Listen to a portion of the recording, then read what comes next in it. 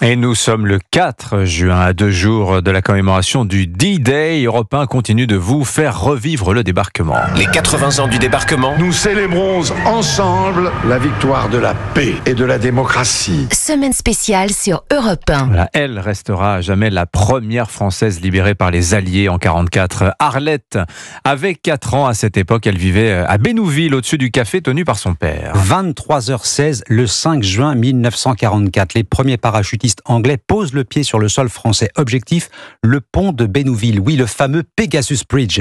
Sa prise doit sécuriser l'avancée des troupes alliées. Après le débarquement prévu le lendemain, à 20 mètres de ce pont, il y a le café du papa d'Arlette, le café Gondré. Il sera libéré et toute la famille avec. Arlette, bien sûr, n'a rien oublié. Reportage, Sandrine Prioul. Je suis Madame Arlette. Arlette Gondré, une enfant de 4 ans, le 5 juin 1944, quand à 23h16, les troupes anglaises pénètrent dans le café de son père. Vous êtes au café Gondré, un lieu qui a vécu l'histoire. Beaucoup de personnes qui rentrent s'imaginent à l'époque où les blessés sont rentrés. Notre salle à manger était la salle d'opération. Pendant l'occupation, mon père ne voulait pas qu'on lui prenne son champagne, donc il avait fait un grand trou dans le jardin. Et quand les Britanniques sont arrivés, mon père leur a dit « Vous déterrez, c'est pour vous remercier et pour conforter les blessés qui attendaient leur tour. » Des commémorations fidèles aux détails. 80 ans plus tard, Madame Arlette sortira le champagne comme autrefois ses parents. Cérémonial pour remercier les Britanniques qui se pressent jusqu'à 4 générations comme la famille Bennett.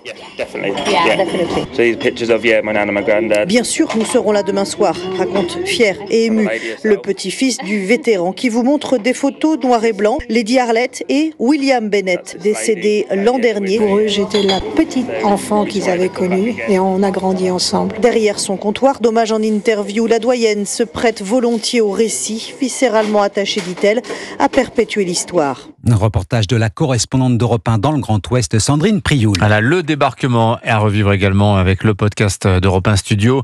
2e épisode de cette série au cœur de l'histoire avec Virginie Giraud, Erwin Rommel et le débarquement, les ambiguïtés du renard du désert. C'est disponible sur toutes vos plateformes de podcast.